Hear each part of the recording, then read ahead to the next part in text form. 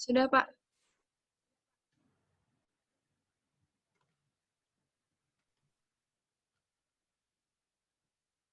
Oke, sudah terlihat belum materinya?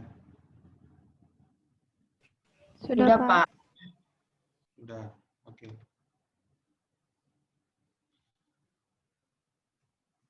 Assalamualaikum warahmatullahi wabarakatuh. Waalaikumsalam warahmatullahi wabarakatuh. Ya, kita masuk pertemuan 14-16 ya. Oke. Suhu tubuh ya itu keseimbangan antara panas yang diproduksi tubuh dengan panas yang hilang dari tubuh. Nah, jenis-jenis suhu tubuh itu ada dua, yaitu suhu inti dan suhu permukaan. Suhu inti itu suhu bagian dalam tubuh ya, itu ada kranium, toraks, rongga perut, dan rongga pelvis. Kalau suhu permukaan itu suhu pada kulit seputan. Oke, dia menurun sesuai dengan temperatur lingkungannya. Kalau suhu permukaan, ya. Produksi panas itu apa saja? Interupsi, Pak. Mohon maaf. Ya, kenapa? Suara Bapak kecil, Pak. Kurang terdengar. Ya, sekarang sudah jelas belum? Belum, Sekarang Pak. sudah jelas? Halo?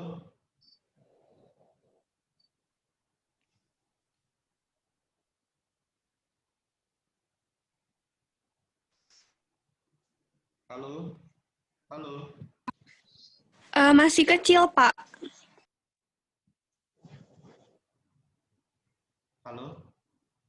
Ya Pak, halo, suara Bapak terdengar sangat kecil Pak. Mohon maaf. Halo? Halo? Halo? Halo? Halo? Sudah? Sudah belum? Halo? Masih kecil Pak suaranya. Mohon maaf. Pak. Halo?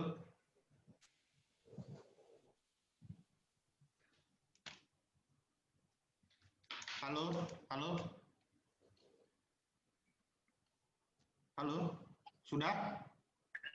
Halo? Belum, Pak. Mohon maaf, Pak. Suaranya masih sama. Bentar, saya ganti ini dulu, ganti hotspot aja pakai hotspot HP. Bentar ya. Iya, Pak.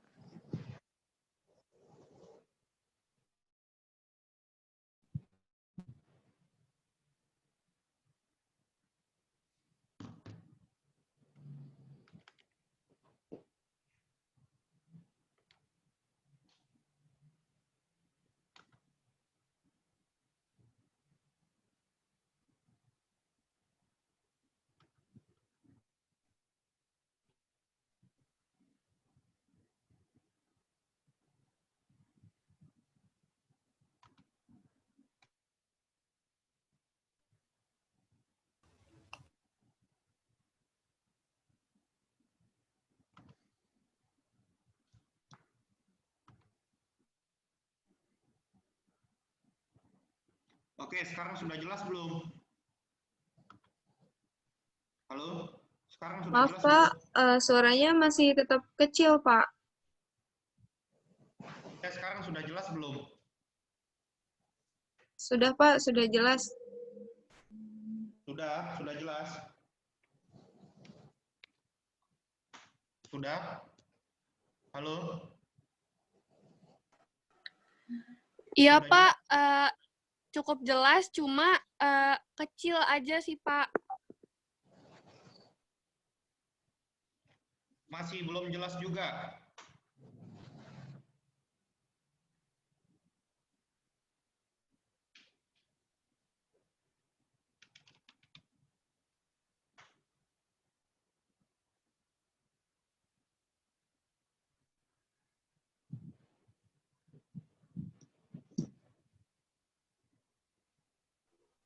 Halo, sudah jelas? Halo? Halo? Suaranya Sudah sudah jelas belum? jelas, Pak. Cuman masih kecil.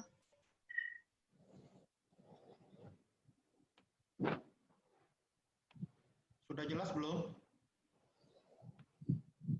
Nisa, bisa dijawab, yang lain sudah jelas belum? Belum, Pak. Belum, Pak.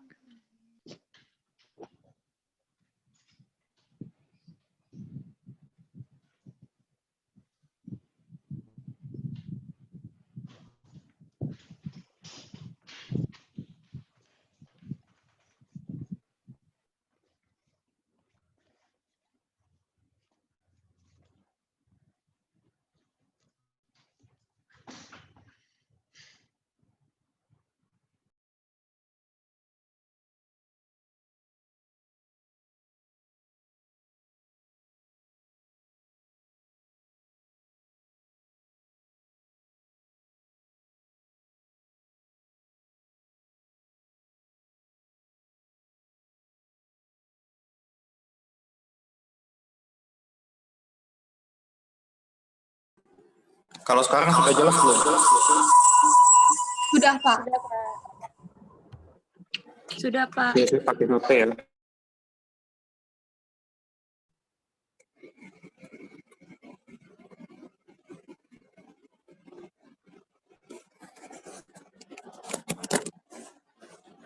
Sudah jelas ya? Sudah, Pak. Iya. Sudah, Pak.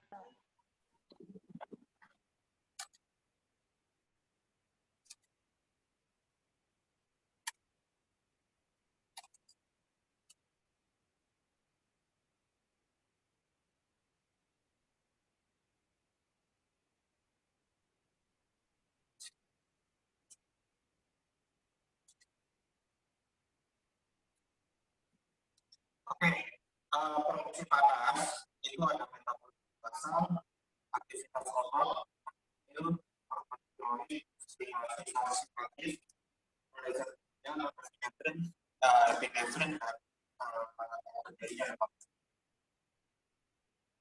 Oke, jelas ya saya ya.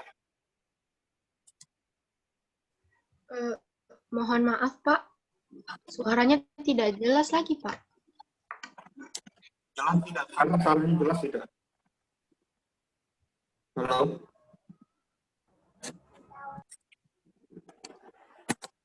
Sekarang suaranya jelas tidak? Jelas, Pak. Iya, Pak. Jelas, Pak. Jelas, Iya, Pak. Pak. Sudah jelas, Pak. Oke, lanjut. Faktor-faktor yang mempengaruhi suhu tubuh itu ada umur, kemudian ada latihan, hormon, stres, lingkungan, makanan atau minuman, ya, kemudian waktu, penyakit. Nah, umur itu mempengaruhi suhu tubuh.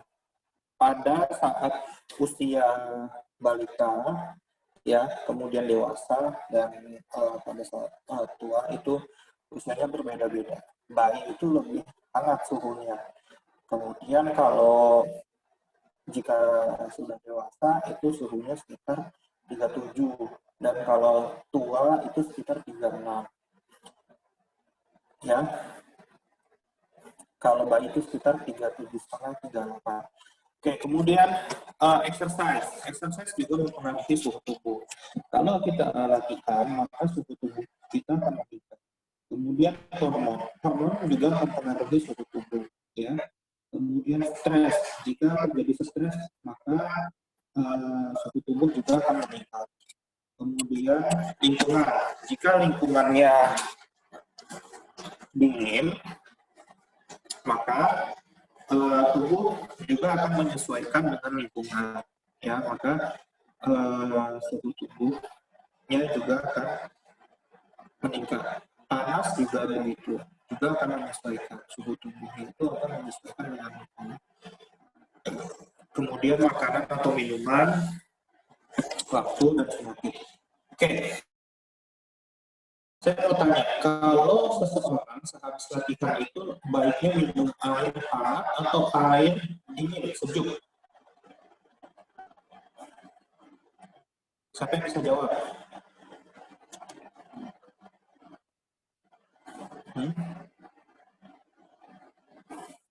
Habis olahraga Si Pak, mohon maaf. Suara Bapak kurang jelas, Pak.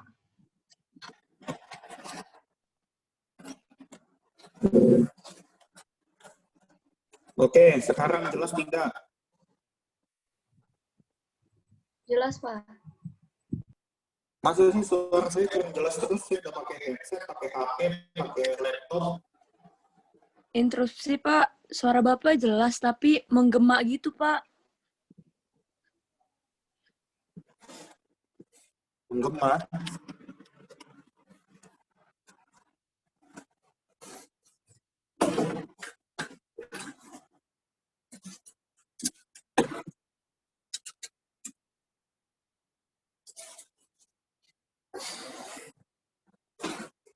Sekarang sudah jelas menggema tidak? Sudah, Pak. Sudah jelas. Udah, Pak. Ya. Oke. Ini saya mau tanya ke kalian. Kalian bisa baca ini? Terlihat.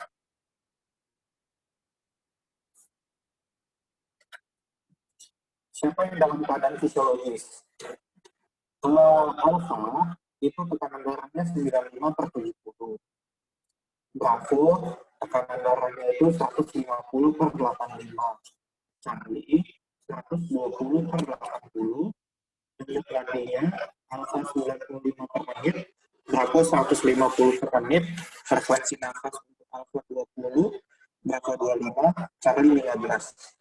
Suhu tubuh 36, Bravo 38,5, Charlie 36,5. Siapa yang fisiologis, yang normal? Siapa? Ayo jawab. Sama tadi, sehabis olahraga itu minumnya air hangat, air dingin.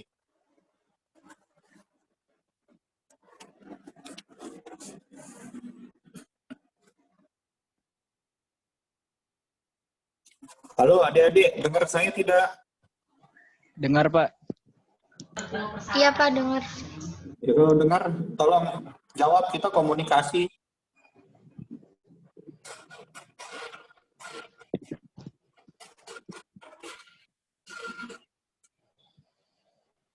Yang mana yang fisiologis? Yang fisiologis yang mana?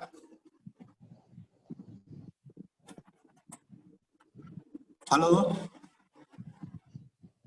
Tinggal ngomong aja ini fisiologis yang mana. Saya nggak marah kok. Enggak. Emangnya saya marah? Kalau salah kan.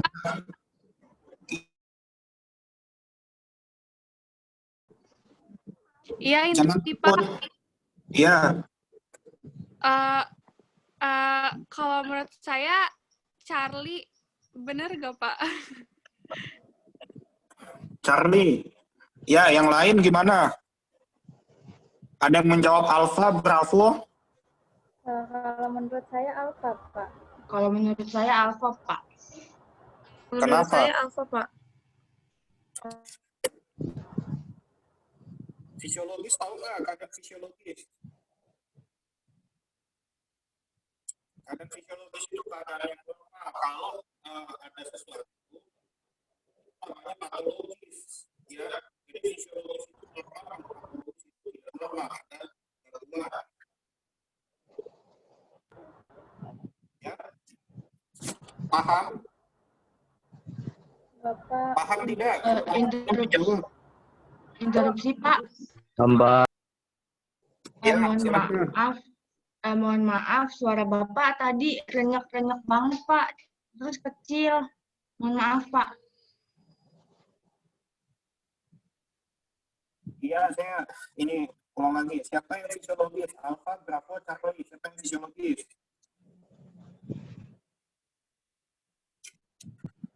Siapa yang fisiologis? menurut saya Alfa, Pak. Menurut saya Charlie, Pak. Alasannya kenapa?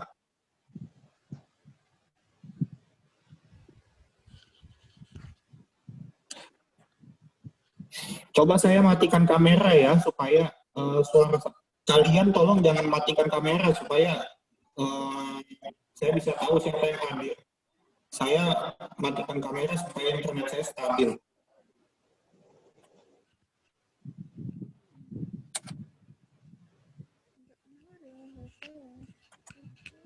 Oke, jelas?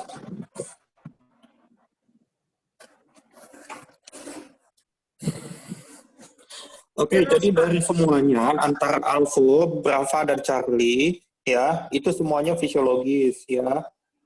Alpha, kenapa itu fisiologis? Karena dia berhari-hari dia berbaring, tiba-tiba harus berdiri. Jadi tekanan darahnya itu belum meningkat karena dia berhari-hari berbaring.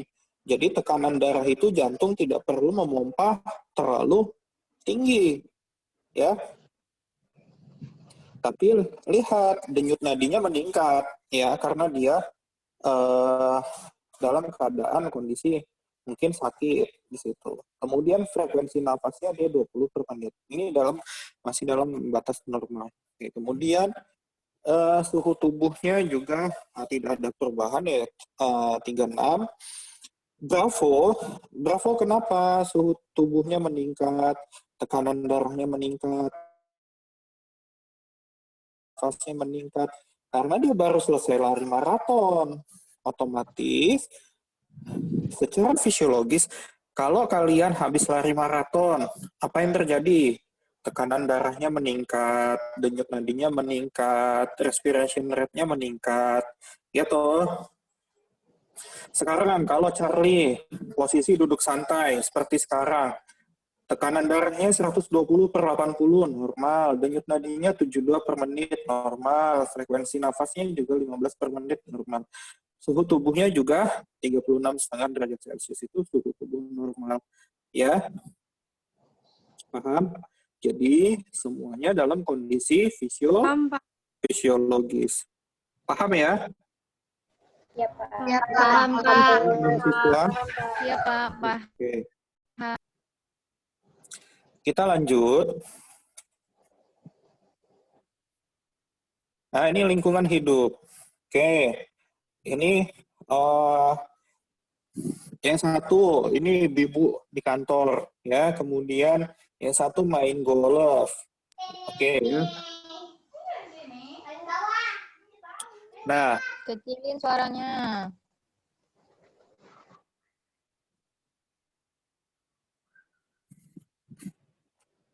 ini lingkungan hidup ya. Yang satu main golf, yang satu tadi ibu-ibu di kantor. Mana yang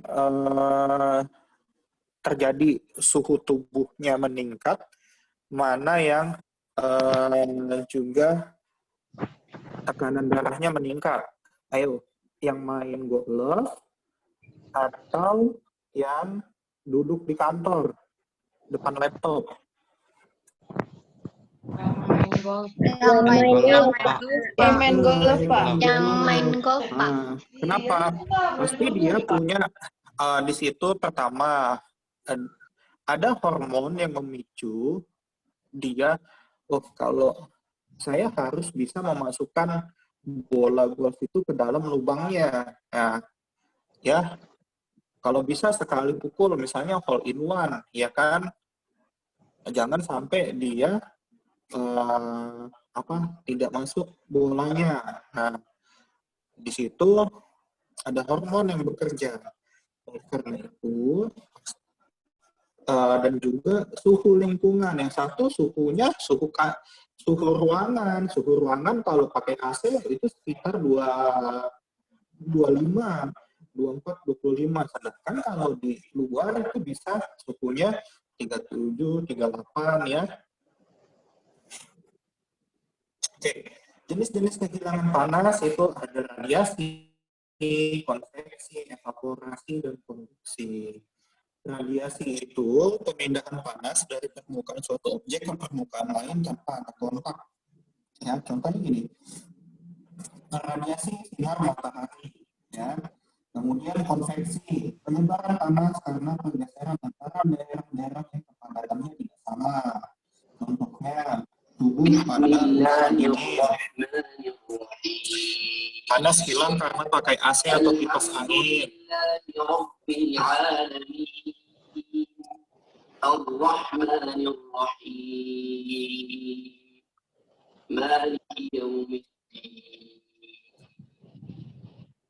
إياك نعبد وإياك نستعين اهدنا الصراط المستقيم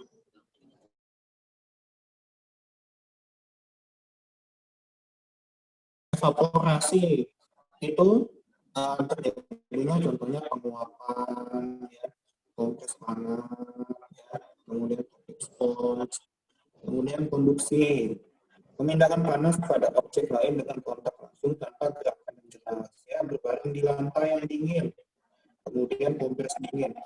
Oke, saya mau tanya, kalau orang demam itu kompresnya pakai air dingin atau pakai air hangat? Air dingin Pak. Air hangat. Air hangat Pak. Oke ya, betul. Air hangat. Kenapa air hangat? Dan itu juga tempatnya harus di ketiak, leher, atau selangkangan. Kalau air dingin, ya demamnya tidak akan turun karena tidak akan terjadi proses ventilasi di situ pada tubuh. Ya, jadi tubuh itu ada ventilasi melalui apa? Pori-pori kulit. Ketika kita melakukan kompres air dingin, ya maka pori-pori tubuh akan apa? Akan mengecil, Pak. Akan mengecil. Namanya apa? Vasodilatasi atau vasokonstriksi? Konstriksi, Pak. Vasokonstriksi. Jadi vasokonstriksi itu menyempit, kalau vasodilatasi itu melebar. Oke. Ya, paham ya sampai di sini. Jadi, kompres dingin, Pak, kompres dingin bisa nggak? Ya, kompres dingin bisa, tapi ketika ada cedera pada tubuh. Seperti apa? Misalnya adanya bengkak, ya.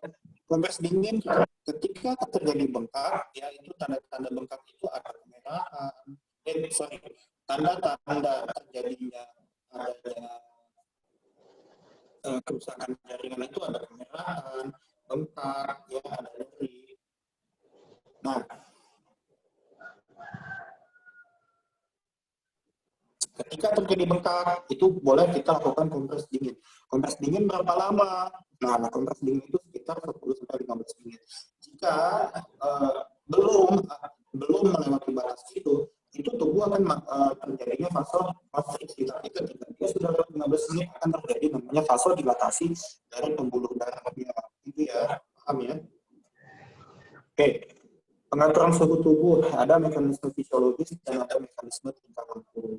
Nah, mekanisme fisiologis itu yaitu ada di neurokontrol, lokasinya di hipotalamus, antara hemisfer otak, kemudian hipotalamus anterior dan hipotalamus posterior. Nah, hipotalamus anterior itu mengontrol kehilangan panas. Hipotalamus posterior itu mengontrol namanya konservasi panas. Oke. Mekanisme kehilangan panas itu ada berkeringat, dilatasi pembuluh darah, dan menghambat produksi panas. Nah, otomatis akan terjadi proses kehilangan panas. Kemudian dilatasi pembuluh darah dan menghambat produksi panas. Oke, pada saat kita mandi, suhunya dingin dengan air dingin, kenapa tubuh menggigil? Kenapa? Terus kenapa misalnya pada laki-laki ketika dia buang air kecil, ya, buang air kecil misalnya kondisi lagi demam atau kondisi yaitu lingkungannya panas, ya. Bukan lingkungan panas, lingkungannya dingin, maaf. Ketika dibuang air kecil, kenapa laki-laki ada sedikit menggigil, bergetar? Kenapa? Ada yang bisa jawab? Tidak.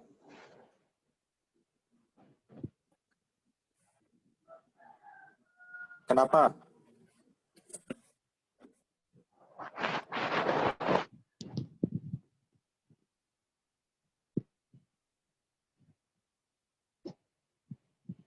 Kenapa? Kok misalnya dalam tempat yang dingin kita menggigil? Kenapa sih menggigil? Untuk apa itu menggigil itu? Izin jawab, Pak. Iya. Menggigil. Kenalkan, Pak, nama saya Zaid. Itu ya. Karena kan lingkungan dingin, Pak. Terus dari tubuh kita kayak secara refleks itu dari ototnya berbuat apa? Semacam membuat getaran biar tetap terjaga suhu hangat gitu, Pak. Jadi menjaga suhu tubuh karena kan di luar dingin, akhirnya ototnya berkontraksi buat ngejaga suhu tubuh biar tetap hangat, Pak. Oke, jadi menggigil otomatis ototnya berkontraksi supaya tidak terjadi kehilangan panas. Jadi seperti itu. Ketika pria buang air kecil ataupun wanita, otomatis air seni itu kan akan terasa hangat ya. Nah, di situ akan terjadi proses kehilangan panas. Karena proses kehilangan panas, maka tubuh akan melakukan gerakan atau menggigil secara otomatis untuk memproduksi panas. Ketika panas dalam tubuhnya sudah sesuai, maka tubuh tidak akan lagi menggigil. Seperti itu. Oke, kita lanjut. Nah, lesi atau trauma pada hipotalamus, spinal cord, perubahan serius pada temperatur kontrol. Nah, ini bahaya ya kalau terjadi pada si hipotalamus atau spinal cord. Misalnya nih saya mau tanya, ini kemarin sudah saya bahas di mekanisme tingkah laku dingin, memakai baju tebal, selimut, panas, mandi, kipas-kipas, pakai baju tipis dan lain-lain. Tapi tidak semua, jika kondisinya panas itu selalu mandi, kipas-kipas, pakai baju tipis, tidak. Ketika di gurun panas sekali terik karena ada tidak terjadi proses penguapan yang berlebihan. Ya, paham ya? Oke. Kemudian ini tanda-tanda hipertermi.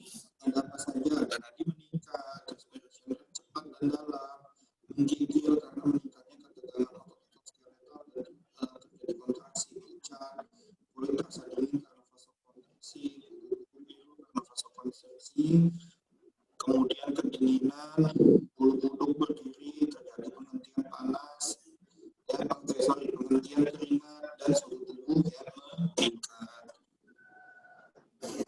Oke, kemudian kulit terasa hangat, perasaan kadang dingin atau hangat, rasa haus meningkat, dehidrasi ringan. Ini kalau di tempat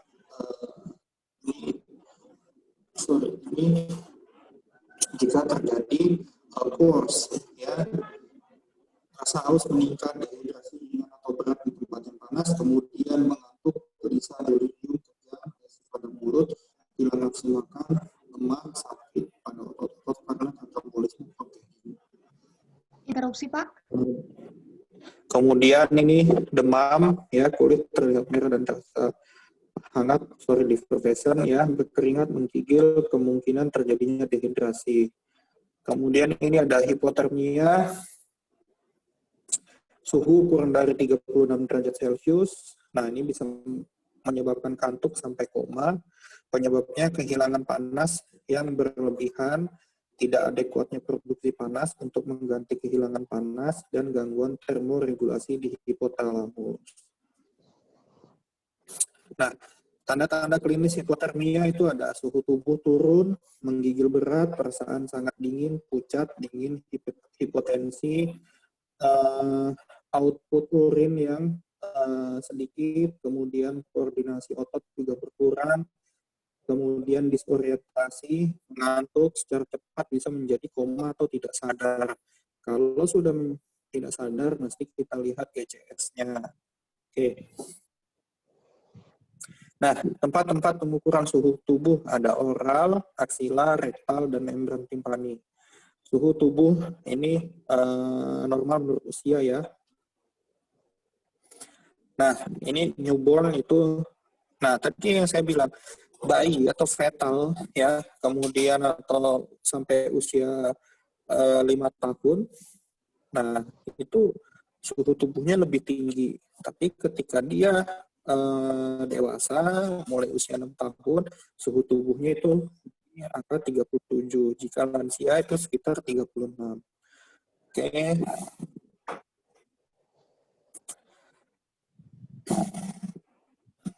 Oke, ini saya cepat aja ya karena waktunya ini berburu dengan Zoom dan tadi sudah ada belum materi yang kedua ya.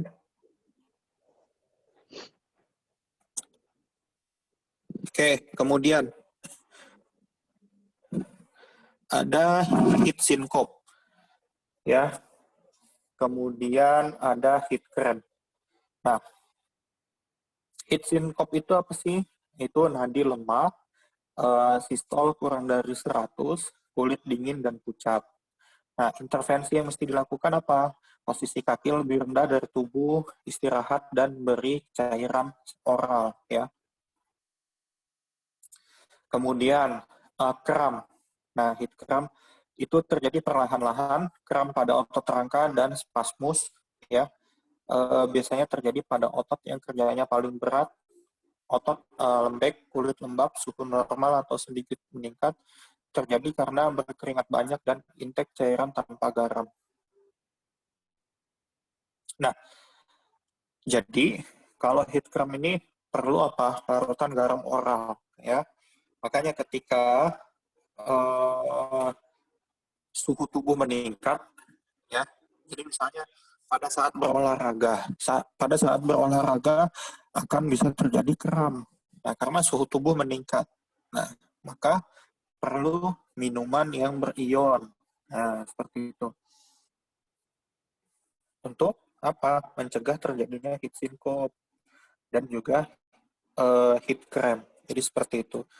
Kemudian terjadi heat exhaustion, heat stroke, dan hipertermia. Nah, kalau seseorang terjadi hipertermi, maka anjurkan untuk banyak minum, ya. Kemudian lihat tanda-tanda dehidrasi, jangan memakai selimut yang terlalu tebal, berikan kompres hangat atau dingin, kurangi aktivitas fisik untuk membatasi produksi panas, ya.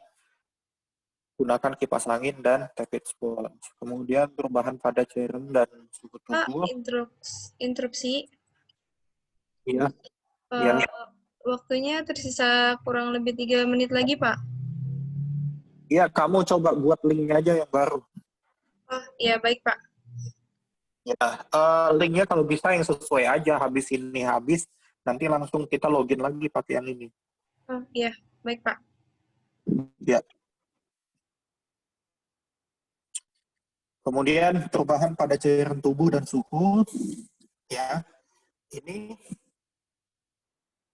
misalnya gini, beberapa saat setelah mulai berolahraga, apalagi pada suhu yang cukup tinggi, udara lembab, angin tidak bertiup, maka keringat akan terasa banyak, ya, keluar membasahi kulit. Nah, ini penting asupan minum ya, ketika terjadi perubahan pada cairan tubuh dan suhu ketika suhu tubuh meningkat. Kemudian banyaknya keringat yang keluar salah satunya adalah seiring dengan meningkatnya metabolisme atau terbentuk. Selain itu, banyaknya keringat yang keluar adalah untuk menurunkan suhu tubuh agar tidak meningkat secara berlebihan.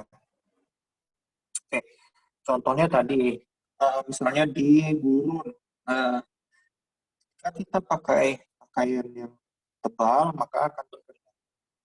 Otomatis itu tidak akan terjadi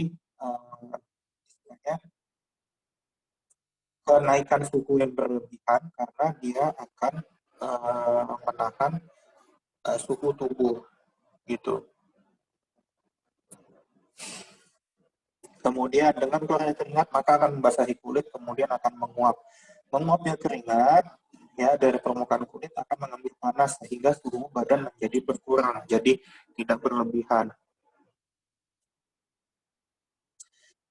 Oke, ini kurang 1 menit lagi. Ini kita stop dulu sampai di sini. Nanti kita sambung lagi.